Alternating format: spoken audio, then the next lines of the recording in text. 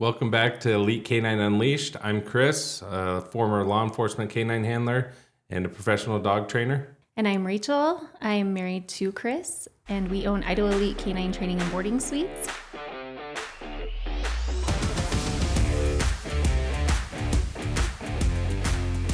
Today, we're going to be talking about the working dog versus the pet dog and what's the difference. There's lots of different topics we can talk about on this subject, but I would say the big differences between a working dog and a pet dog. A working dog is more a breed-specific dog for a certain job. So dogs that we use in law enforcement, service dogs, retrievers, dogs that are good at certain jobs, even herding dogs. Compared to pet dogs are more, I think, companion dogs or dogs, family dogs.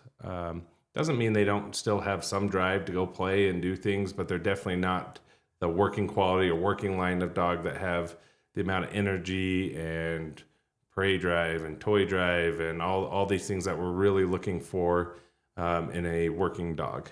So, Chris, I have a set of questions that I just thought would be kind of a good idea for us to go through and help answer some questions people might have about the differences between a working dog and a pet dog. Okay. So let's start with before you got into the dog training world, and obviously outside of the law enforcement world, you did hunting dogs and a lot of other things before you got into that space. But before you got to get the bulk of your experience in the law enforcement world with working canines, did you have a different perspective on what a working canine was before you really got into that line of work? Yeah, I probably was like everybody else for the most part. To me, a dog was a dog, and it didn't really matter. I mean, I didn't really think about breed specific or what job a certain dog would do. You know, a lot of times you were thinking like, oh, that dog looks cool or that dog looks cool. But it didn't cross my mind at all, like what specifically that dog is bred to do or what that dog would be good at. I think that's probably most people when they're looking at getting dogs. Sometimes they think, well, this dog looks really cool, or this dog, I've seen this dog in a movie. I've seen this dog. Maybe some friends or family have certain dogs, and they're really not thinking about, just like I did, not thinking about, hey, this would be maybe a good fit to get this type of dog, or this probably wouldn't be a good fit because this dog is bred to do this, this, and this. Yeah, definitely. We do see that a lot. What would you say are some of the most common working dog breeds, and why are those breeds utilized in working? So obviously with the law enforcement canines, we see a ton of shepherds, Malinois, Dutch shepherds. You do see, if you're talking single purpose, just detection dogs, you see really for detection dogs, you can see a whole variety of breeds as long as they have the drive to do the job. But you see a lot of labs, you see a lot of pointers, just dogs that have a lot of drive to work. So you do see, I mean, if you start getting into farms and stuff like that, you'll see a lot of border collies, you'll see a lot of maybe Australian shepherds, just kind of breed specific depending on what job you're wanting them to do. Yeah, we actually have several different breeds of working dogs. In fact, we have a Mal, we have a Lab, and we have a German Shorthair Pointer. So we kind of have a mix of all of them, and that's not in addition to the police canines that we also have in our care at the moment too. Yep. Do you have a favorite working dog breed? So if I had to pick, I don't know that I could pick one. If I had to pick, it would probably be a Shepherd or a Malinois for the canine side of stuff. We've actually been seeing a lot of good Shepherd Mal mixes, which you kind of get a little of the crazy Malinois and a little calmer Shepherd. And those seem to make a pretty good mix. But probably if I had to pick, I'd lean towards either a Mal or a Shepherd. Yeah, well, and even Tango, your police canine, he was a mix, and he was very well balanced. Like he could go to work with Chris and turn on all the things he needed to turn on to go hunt for dope or apprehend a suspect and come home and be able to let the kids crawl all over him, and really was a really, really fantastic fit for our family, a really great family dog. And it was just, I was always amazed at like how well he could go to work with you and do what he needed to do and come home and just be like, hey, everybody love on me. And I don't feel like you get that. I mean, you definitely don't get that in all of the working breeds. I think that's very specific to not only the dog you get, sometimes the breeds too, but it is. And we were always cautious. Anytime, obviously, you have a bite dog, you've got to be cautious. Even if you think they love you and they wouldn't never hurt anybody in your family, that's not the case, right? They are animals, and when you train an animal to bite, you would hope that they don't bite somebody in the family, but we were very careful, right? We were very careful. The kids wouldn't run around, because a lot of times when you run around, the dog kind of keys up on them. He wore a muzzle in the house for Probably the first 2 years around the kids. We were really big about not throwing. They can't be throwing stuff around the house because the dog wants to go chase everything they throw. We talked about if we were ever out running around and the dog maybe keyed up on him or was going to start going after him, to just stop and hold still. So we were really careful. But for the most part, not all dogs. I think Tango was kind of special in that way. And I don't think it's necessarily way rare, but it definitely is not every dog that can go to work, do the job, and be able to come home and hang out with the family.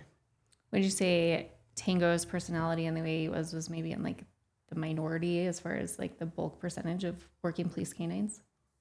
Yeah, I think so. I think some of it, not that they can't be around the family or couldn't, spend some time with them, but it wouldn't be like they're a completely inside dog or where they can just completely be around the family anytime they want, right? I mean, by the time Tango retired, he was staying home with you and the kids, and I was going to work still. So that would not be the case for a lot of the dogs. Right. I do think a lot of that too.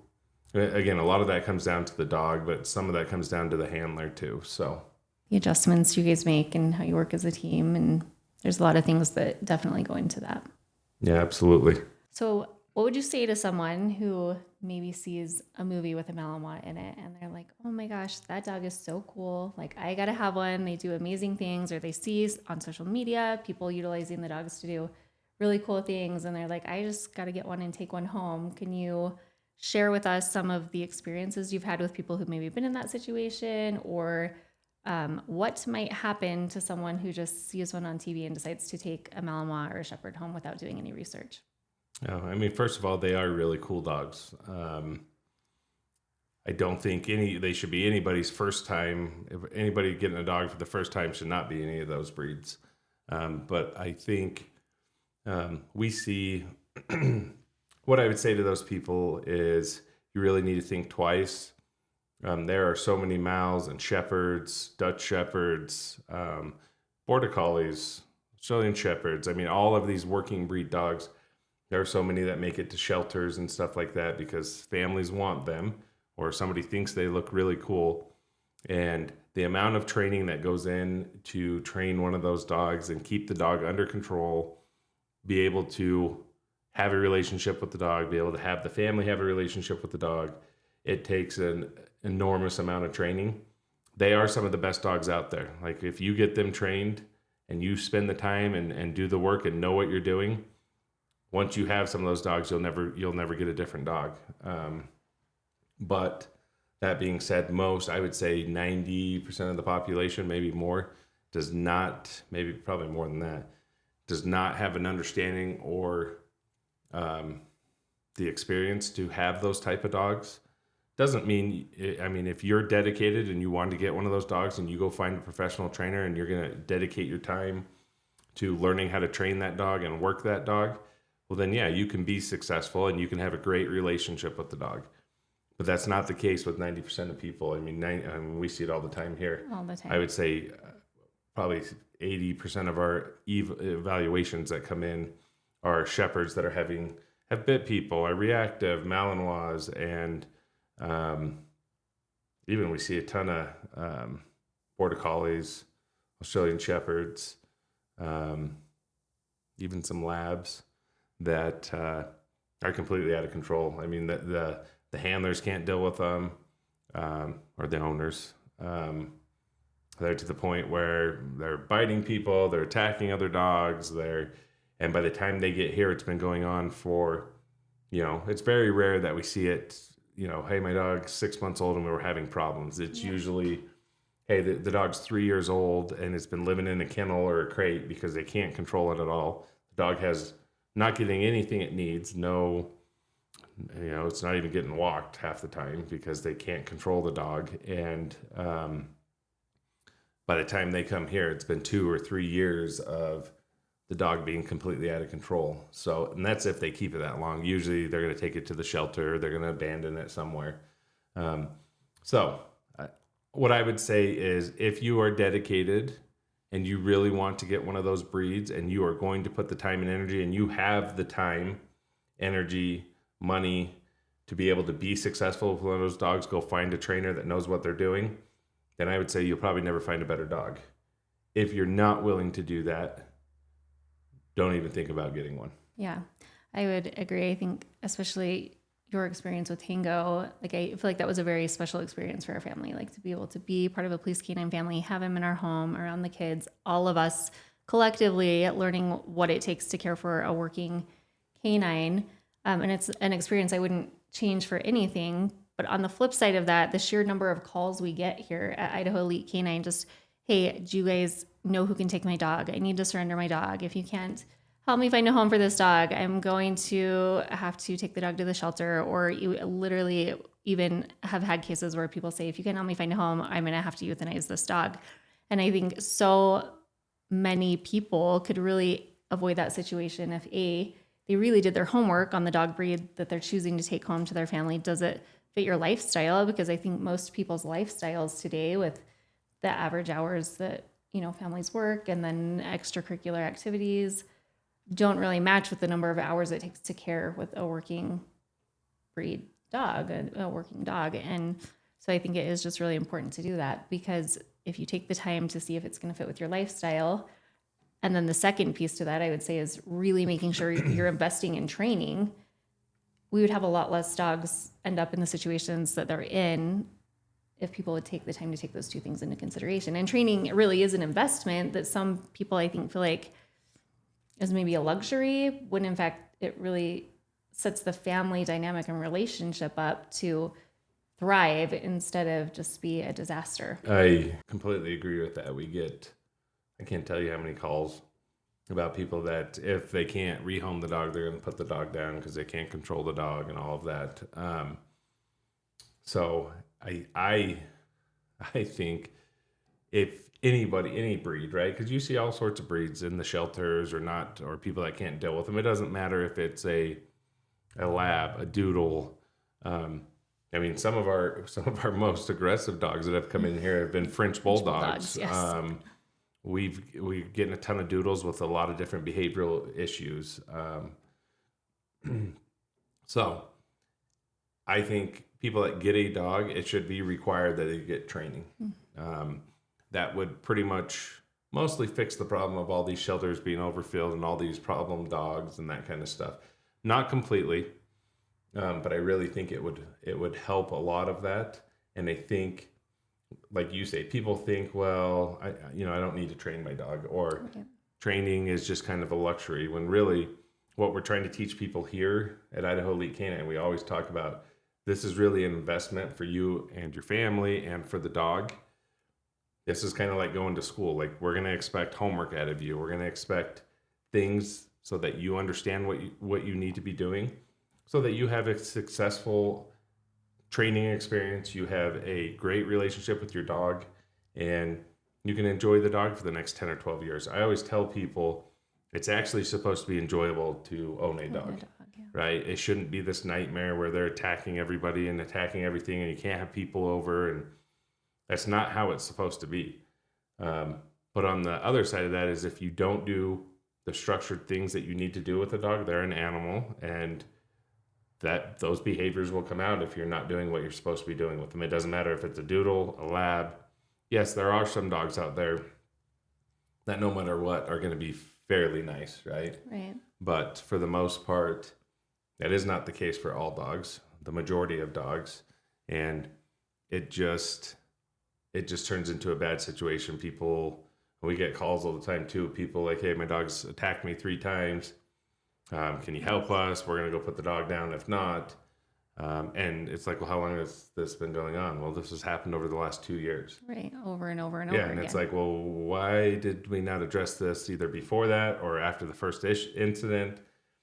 Because it's also not fair to the dogs. When a dog gets into a certain behavior and does that behavior long term, we start talking about like habitual behaviors and stuff that really, when they get to that point, I'm not saying we maybe can't fix some of it or help some of it.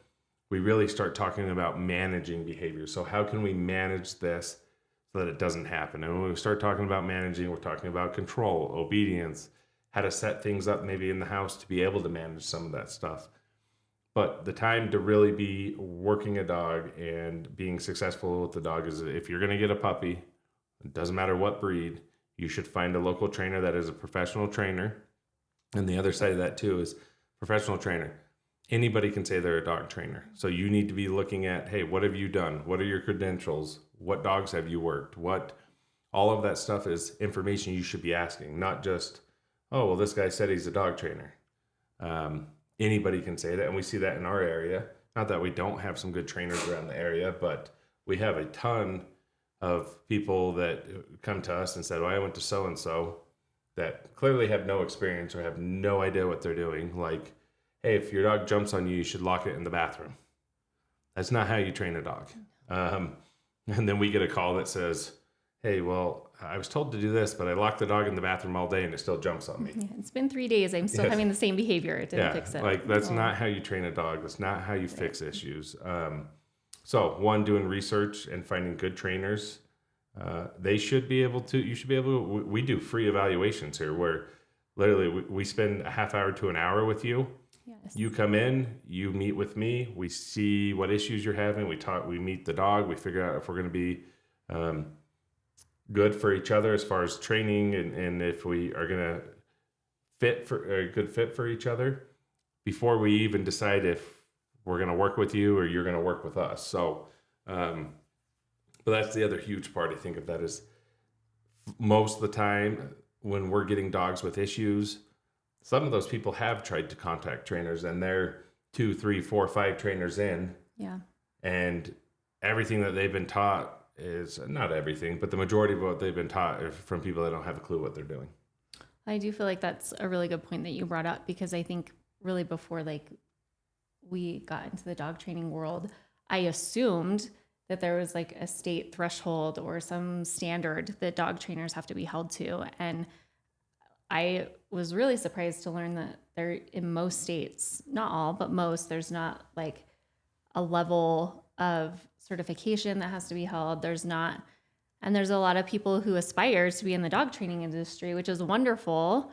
I think if they're taking the appropriate classes and they're gaining credentials and they're gaining the correct knowledge to be able to help the people that they're, you know, taking money from to train their dogs.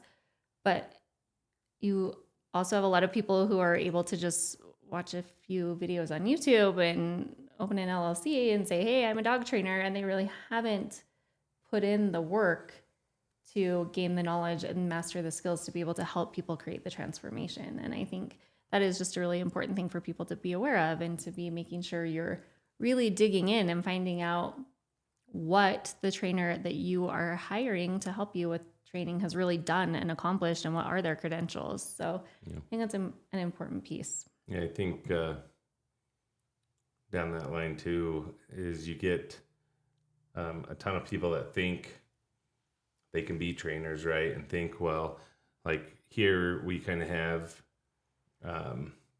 a pathway for if you want to come work for us and you want to be a trainer and you're serious about it. We're not talking like in a month you're going to be training dogs, right? We're talking if you want to come work here for a couple of years and be dedicated and we will teach you how to train dogs. And I'm not saying that it takes years, but first you're going to start as a kennel tech and you're going to work through that. And then, because there's a lot you learn from taking care of dogs, right? Yeah. You learn behaviors really well. You learn when a dog's not feeling good, what different poops mean, like, I mean, all sorts of stuff, right? Just by caring for the dog or dogs. So that's where all of our trainers will start. And then as time goes on, we start working. It just takes time to pass on a lot of the knowledge. Um, and at the end of the day, trainers to really learn to train dogs, it's hands on, right? I'm not saying you can't go to some, we see people have gone to online schools and stuff and Yeah. that have interviewed with us, and we tell, and I'm not going to name the schools, but we interview them and they're like, well, yeah, I went to such and such online school and I want to be a dog trainer. And in the interview, I'll straight up ask, like, okay, like you went to a school, because I'm really asking. I don't know. I didn't go to an online school. Right. You had a lot of hands-on Yeah. experience. So I asked them, like, so, like, if we went out here, I gave you a dog right now, like, could you start training the dog? And to their defense, they also, every one of them has said, no, like, I haven't really had any hands on experience. Which the school part, education is amazing. You always want education, but there's something to be said about having hands-on experience, training dogs, working dogs. So I tell people that really are wanting to become trainers. What I would do if I wanted to be a trainer is there are some really good trainers in every state. There are people that do everything from bite work to drug dogs to I mean any kind of detection stuff. You have people that do competition stuff. You have um, cattle dogs. You have like you can find somebody that is trained bird dogs, all that kind of stuff. You can find somebody that is an amazing trainer and that can back that up.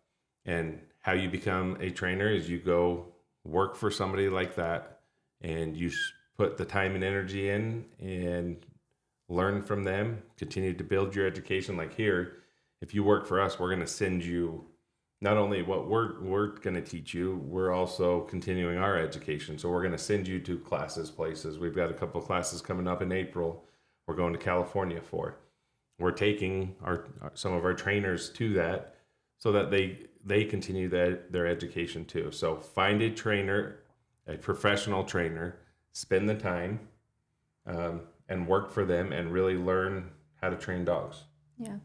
Education is a huge piece of what we do here for obviously our clients with dog training and our staff. We put a lot of resources into education. And so I do think it's great that Chris really was the one who mapped out that pathway for people when they want to train dogs and want to come on staff that have maybe not had experience before. He's the one who really put together a really great pathway for them to start learning. And I mean, every week Chris is training with them. They're doing continued education just together as a staff. Plus we have some online resources that we utilize and they work dogs together every week. And then we do invest a lot into going out of state and finding training so that everyone is consistently learning. And so that's both, for our dog training staff and our front office staff, so that we are constantly learning and growing on the training side and the business side. And everyone is being pushed for personal growth in all areas that help make Idaho Elite K-9 what it is, really. Yeah, I say a big red flag for us is we probably receive, I don't know, in between 1 and 5 applications a day, probably. Maybe more. For all sorts of positions. But a big red flag for me is when somebody calls and says, I want to be a trainer. And we say, okay, well, our trainers start as kennel techs and work up from there. And they say, well, I want to be a trainer. I want to be a kennel tech.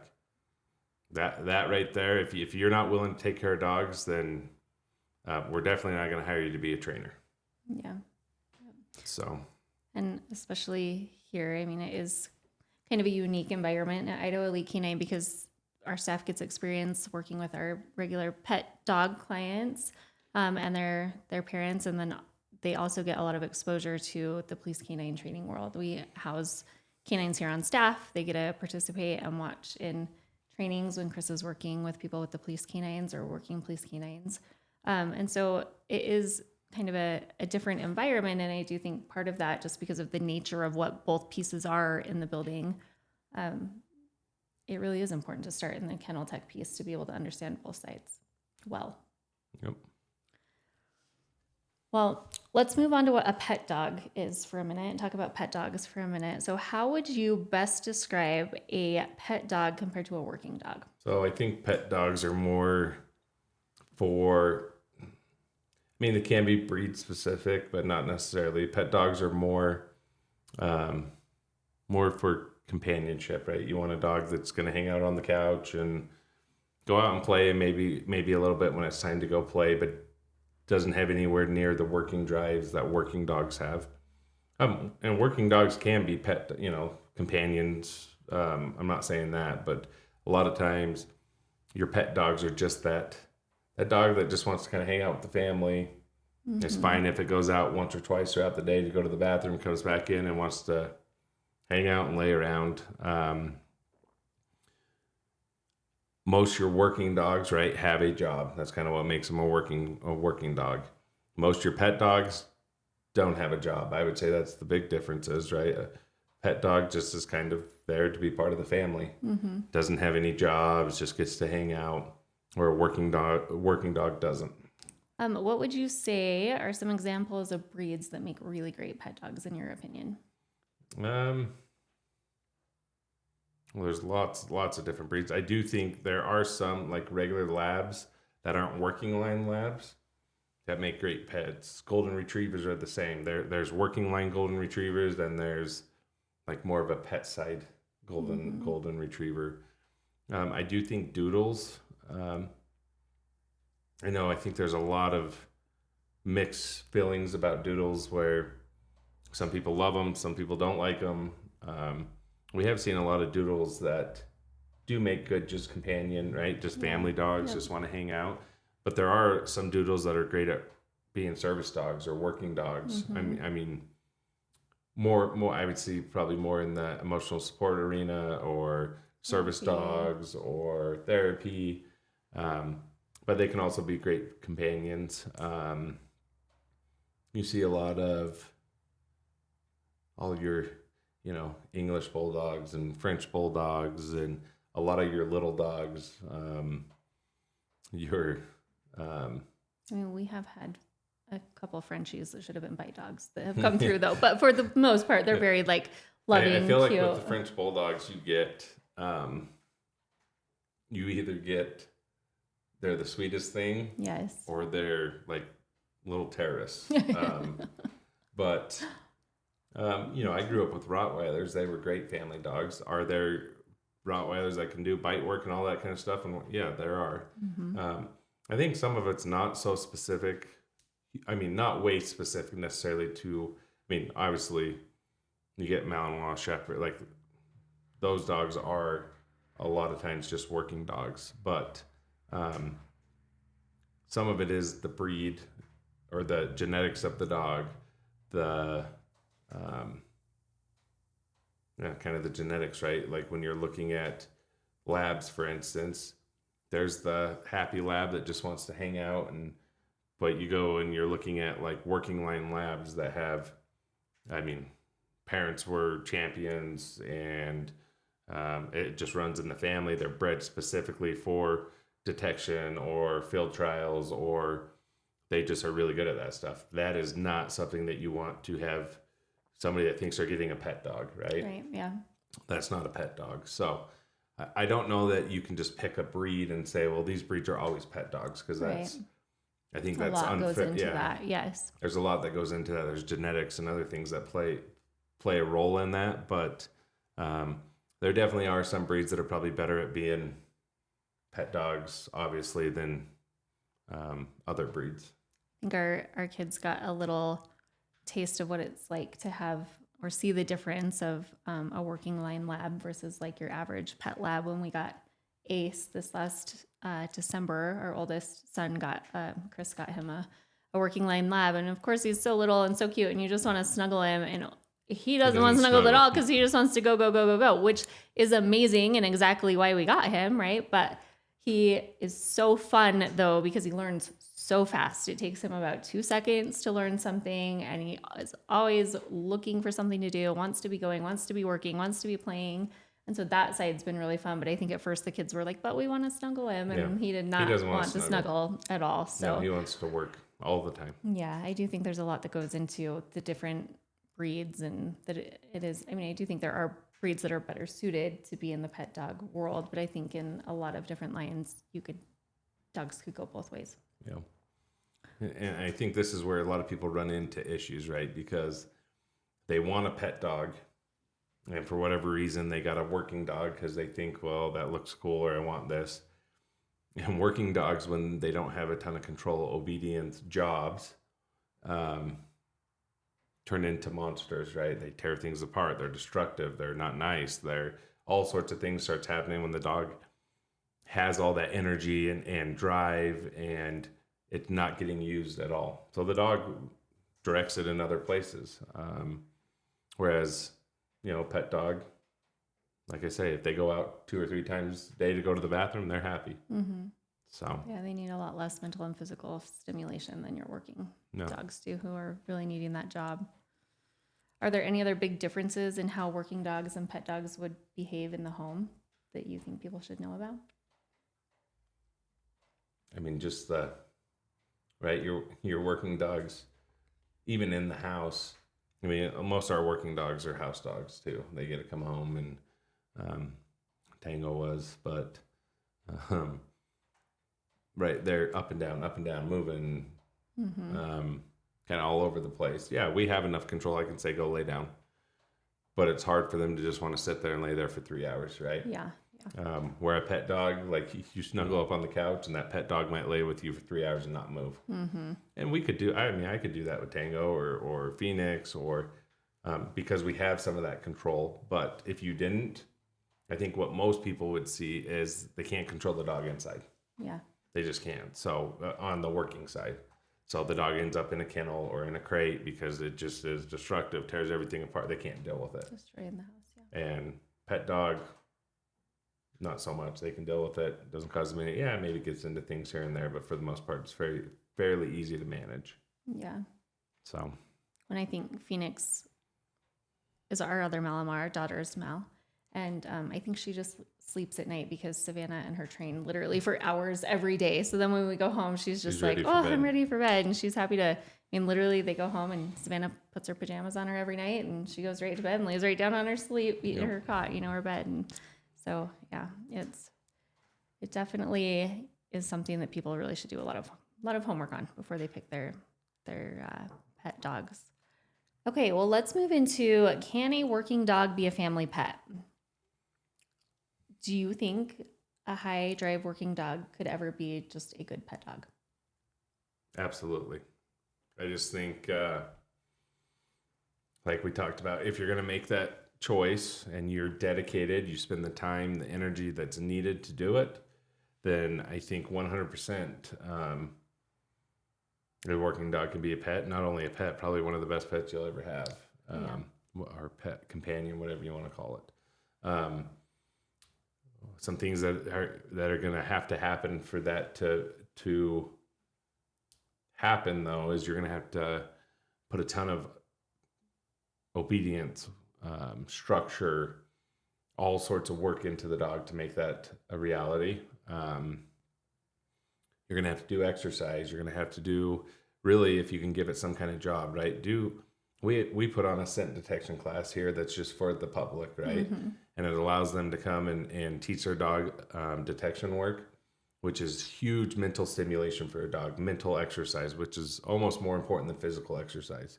But they're also physically working, so it's a great combination to combine the mental and physical stimulation. Yeah, it wears them out. I mean, you have a dog do detection work, and in 10, 15 minutes, I mean, they're drained, right? Yeah. Yeah, I mean, you recycle them, let them hang out for a little bit, and you can work them again. But it's great exercise for them. So being able to do all that kind of stuff, giving them a job, giving mental stimulation. If you think you're going to get a working dog and you want it to be a good pet dog or house dog, and you think you're just going to lock the dog in the backyard and let it run around and that's exercise, that's not how it works. No. And we see that all the time. We're like, I don't understand why we're having issues. He gets, we walk 2 miles a day, or during the day he gets to spend all day in the backyard, and it's a working dog, and the dog's destroying everything and bouncing off the walls. And because physically that dog has an enormous amount of energy. Not only that, when a dog if say you are working out your dog a ton, like you're walking, you're playing, really what you're doing when you're doing that is you're building an athlete, right? Mm-hmm. So Yep. the more exercise, the more activity the dog gets, the dog's just in better shape to do more activity. So it's really, really important to have that mental stimulation piece where you really wear a dog down mentally so that they can have an off switch, right? Mm-hmm. If you're willing to do all those things and you're willing to um, put in the time, the effort, the energy, um, being willing to work, when you get home after a long day of work and the dog's been in the backyard or wherever, now you got another half hour, 45 minutes going and doing stuff with the dog, maybe longer than that, but doing some structured obedience, doing some detection work, doing whatever you're going to do to kind of give that dog mental stimulation and physical exercise. Um, it takes dedication. You're not just going to come home and have the dog come inside and think the dog's going to be perfect. Right. Yeah. Well, and I think we have a couple of Malinois that come just for daycare, simply just to get on the treadmills that we have. We have a couple of dog treadmills here in the facility, and we've got a couple of our clients who bring them in just to have us get them on the treadmill several times a day and get them out in the yard throwing a ball with them and doing even some sense stuff with them, playing a find it game, even just to get that really great Brain puzzles, combination. IQ puzzles, just some kind of mental stimulation. Yeah, to get that combination of physical and mental stimulation together. In fact, our one dog that comes quite often, she was here just last week and was on the treadmill several times a day. And that night, we got a picture from her family of her just like completely crashed out on the couch. Crazy And working line Malinois, and she was conked out on the couch. And that's her part of day. that. They make family dogs. If you do what it takes, then you can get to that point. But they need a lot of work. Yeah. And I do think like maybe if you're in that position where you already have like a very high energy, high drive dog, and maybe you don't have the time to do all of that with them in a day, I would encourage you, because there are a lot of fantastic facilities across the country that have dog treadmills, that have structured programs to really help them get that physical and mental stimulation that they need so that they are a little calmer in the evening when your family's there. And maybe you don't take them every day of the week, but I would say even 2 times a week is really 2 to 3 times a week is a great way for them to kind of break up the day, get a little something different, and utilize their senses to burn some energy and give them the stimulation that they need to be happy and healthy. Yep. Do you think physical stimulation or mental stimulation, like one's more important than the other, or has a bigger benefit than the other? Or do you think it's really about finding like that perfect balance? I think there's always a balance to everything, right? But I do think mental stimulation for work, if we're talking working dogs, mental stimulation is way more important than physical. A lot of times when you're doing that mental stimulation, you're going to be doing physical activity with that, right? Mm-hmm. Whether it's structured obedience, whether it's structured play, whether it's detection, find it games, searching, tracking. Most of the time, if the dog has a structured job where you're going to be using their brain, you're doing physical stuff too at the same time. Right. There's some exceptions to that, right? Like if you just are doing a food brain puzzle or something and they're sitting right here, they're not going to get a ton of activity with that.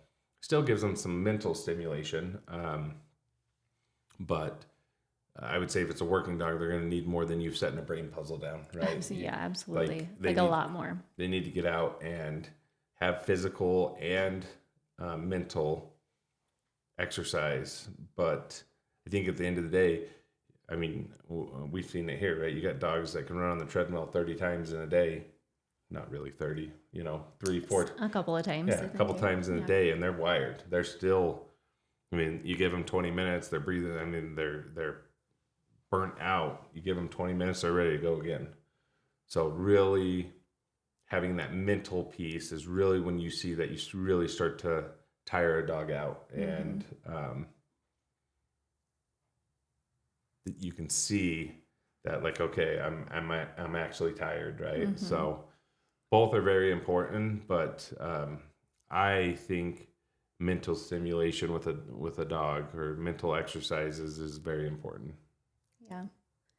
And I think in some ways it wears them out faster than your physical exercise. I mean, some of those dogs, like I'm always impressed at some of the endurance on the treadmill, but you get them doing like a scent game and you're really working them hard, or you're working them on the scent wall, or you're like, it doesn't take very long for them to be like, oh, I need a break. Like Yeah, I 10, do think it 15 depends minutes, on they're like done. the structure of the enrichment that you're using to provide Yeah. the mental or physical stimulation is really important Yeah. too.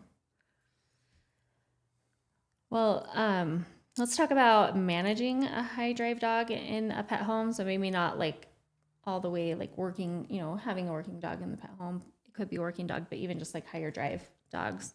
So let's say someone already has a high drive dog and they're really struggling. Maybe they didn't do their homework, they didn't do their research. They just thought it would be a good idea to get the dog, and things are a little tough. What would you say is the first thing that they should do? Well, if they don't know what they need to be doing, or are confused on what they should be doing, or they don't know how to fulfill what the dog needs, and they want to keep the dog, they probably need to find a trainer or somebody that can start getting them professional trainer that can start helping them teach the dog whatever skills they want: obedience, structure, um, detection, bite work, agility. I mean, the list goes on and on. But if you don't feel like you know what to do, and you're just like, this dog's just too much, I don't know what to do, um, find somebody, because if you find a trainer, a professional trainer, they'll know what to do. Yeah, and can definitely point you in the right direction. Yeah.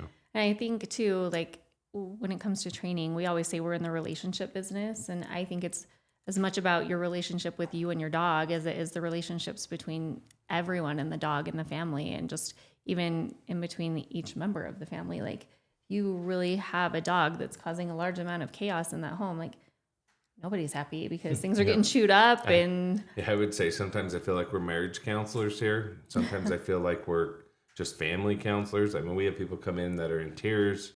He wants me to get rid of the dog, or she wants me to get rid of the dog. I don't want to get rid of the dog. I love the dog. But yeah, sometimes I feel like we get a whole range of things that are going on in families because the dog, and the other thing we've seen is the amazing, I don't know if you want to call it amazing, but the shocking amount. I mean, it is amazing because I wouldn't do it. Um, the shocking amount of things people will do to keep their dogs. yeah. We had clients that had multiple dogs, and the dogs eat each other. Like they fight because they don't know how to deal with it, and so they literally still keep all the dogs. And one at a time, they have to go on breaks. One at a time, they get exercise. So some of these people are waking up 2 hours before work, so they can walk the dogs individually, and they can feed the dogs individually, and um, it's just crazy what people are willing to do. But um, yeah, we see a little of everything, all caused by a dog and not knowing what they should be doing with the dog, how to control the dog, how to work the dog, how to deal with the dog. Period. I think on the flip side of that too is you do have, I mean, we literally have had clients who keep their dogs in not even just separate crates, but have their own rooms in the house. Yeah. And I think one of the most amazing things that we've been able to do is when we get invited to the homes of those clients after they've been through a training program, and those dogs have structure and they have boundaries and they're running around in the backyard and they're so amazed that they want us to come see how far they've progressed. And I feel like that always makes me so happy that they were willing to be like, I'm already doing all of these things for my dog to help it because I love it. And I also love it enough to invest in quality training with a professional trainer too, because it has been life-changing for some of our clients. And we've had the privilege of being invited into those homes and those environments after they've finished because they want us to see how far they've come. And I feel like that is always just a really, really cool piece when we're invited to be able to do something like that. Yeah, it's actually been, I mean, I was a cop, for 17 years, and you go in and out of a lot of people's houses, most of which never want to see you again. And now it's just been a nice change, right? We have, I mean, I can't tell you, at least weekly, we're, not that we have a ton of time, but we try to make time. We're going to dinner with a client, or we're going to their house for dinner, or we're going, like, just being able to build those relationships. I mean, I've seen it kind of just when we started doing the civilian dogs, kind of making friends with some people here and there. But I would say that we have some of the best clients around, and it's fun to be able to meet them and build relationships with them. Mm-hmm. And I mean, it's taken us places that I didn't necessarily think it would go that way with just training dogs. Right. Yeah. I would say we definitely have the best clients. Like, We do by seriously, far. we have the most amazing tribe and clients that follow us. And I feel like we have so many clients that I feel like they're a lot more than clients. Like, they're family to us at this point, and we are very close with them. And we are really privileged to be able to have relationships with some of our clients like that we, can be friends long past when they finish their training program. Mm-hmm. And I think And that's a been lot of one them of my come favorite back, things. right? Yeah. A lot of them, like, they're done for now, and then 6 months from now, they're like, hey, I saw you guys are doing a group obedience class. Can I just come hang out at the group obedience class so my dog gets some more experience around people and that kind of stuff? Or, well, we do get stuff all the time where it's like, hey, why don't you text so and so and just check in, see how they're doing, see how the dog's doing. Yeah. But we've really built some strong relationships with some amazing people. Yeah. We built a pretty amazing community. Yeah. Let's see. What are some of the biggest mistakes that you see people make when they're trying to raise a working dog in a pet home? Outside of like not getting them enough exercise, is there anything else you'd say like they probably shouldn't be doing? Not giving them enough structure, not having no obedience, or if they have obedience, very, very little obedience, not a whole lot of control, no structure, right? The dog just does whatever it wants. That's probably what you see a lot. And then big one we see is like reinforcing bad behaviors, right? Things that you don't want a dog to do, but they're sitting reinforcing some of that, like jumping, for instance, right? Dog jumps up on them and they love and love and love the dog. I'm perfectly fine with the dog jumping on me if I ask it to jump up on me. But you see these dogs are all over them and jumping, and they're reinforcing the bad behavior. But I mean, some of that is like you don't know what you don't know. So if you haven't invested in learning how, and some of it, I think just watching when you are training and seeing what people are doing, like some of it, they're building these really terrible habits, but they think they're doing the right Yeah, thing. they don't And even so know. I think a lot of that is just getting them the proper education to know how to handle some of those behaviors without reinforcing the bad behavior in the process. Yeah, very true. I would say most people that come in are reinforcing bad behaviors.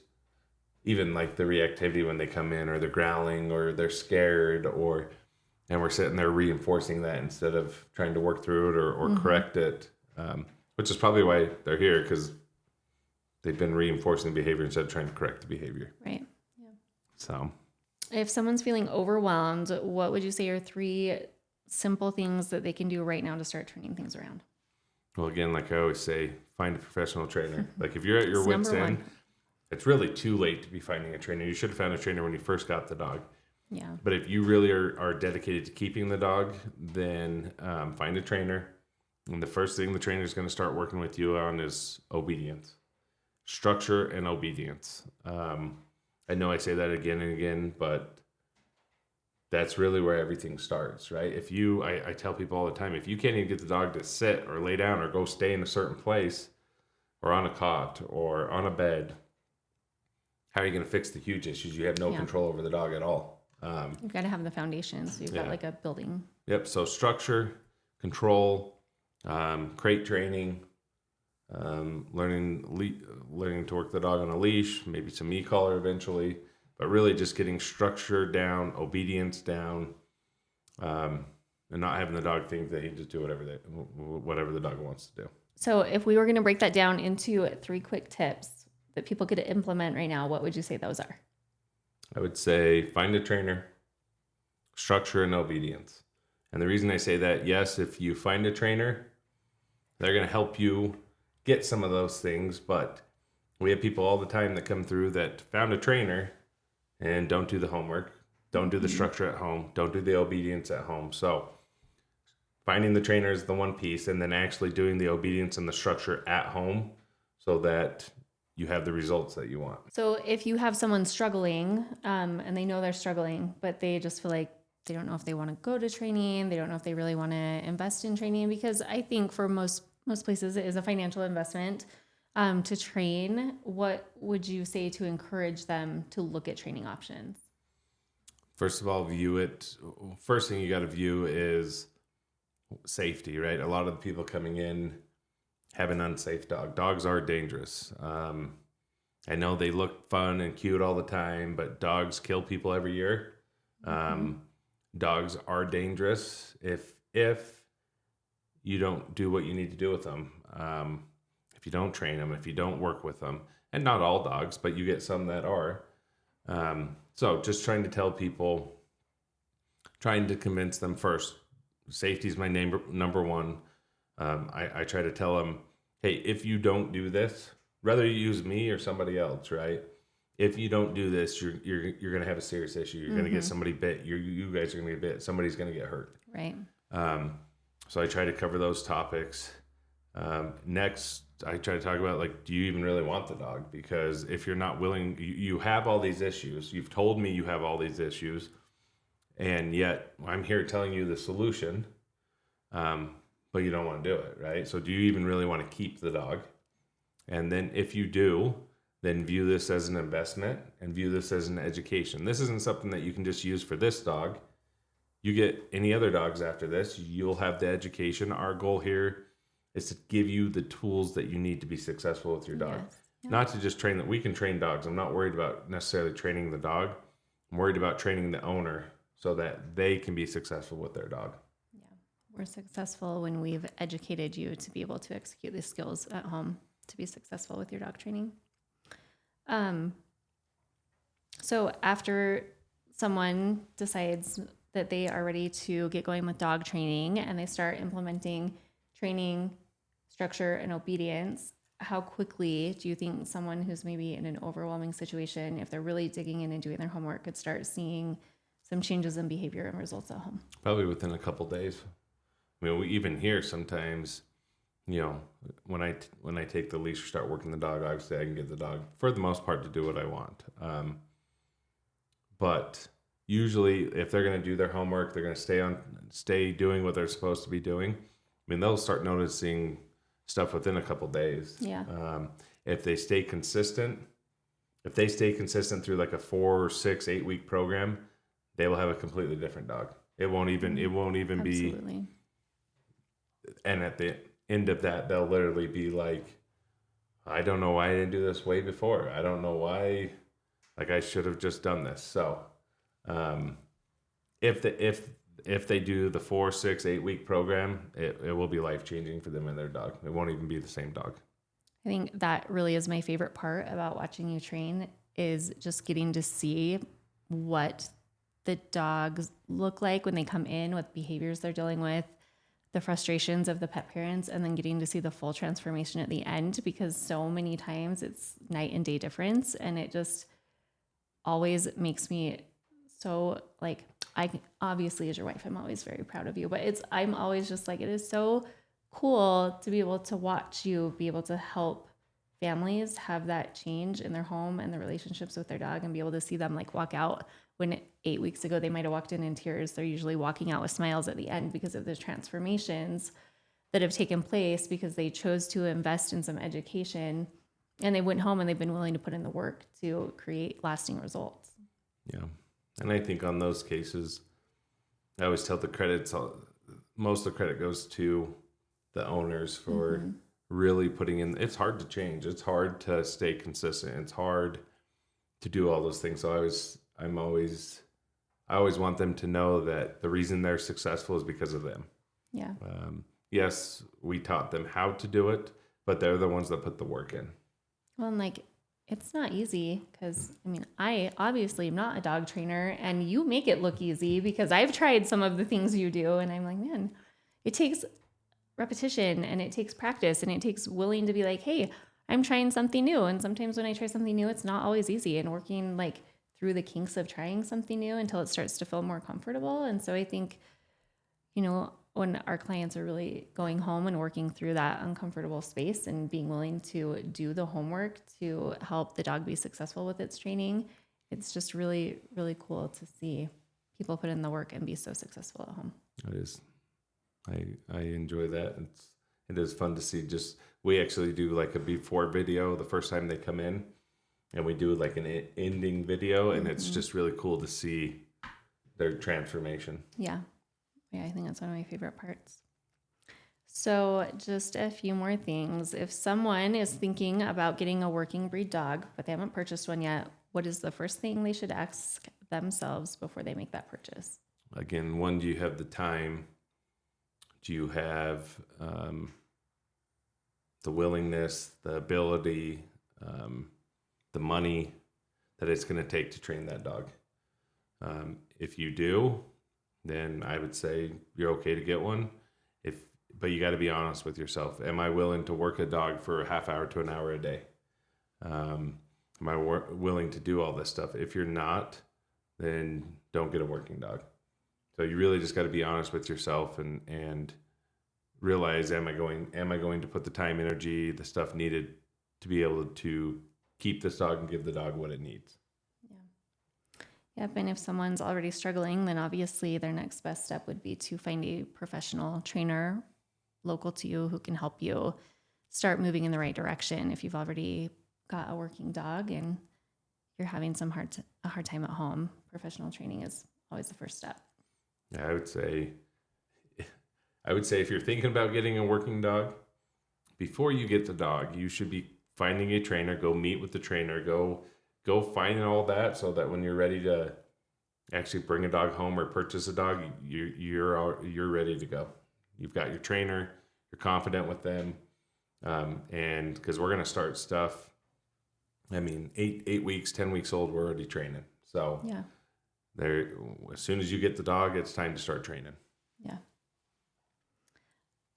I think that gives people a really good foundation of what they could expect with a working dog and where they can move forward if they're having some issues. I did just have one last question today. I thought it would be kind of cool if you could tell everyone what your favorite part of being your time as a police canine handler and what you love most about working with working canines. Well, probably my favorite part,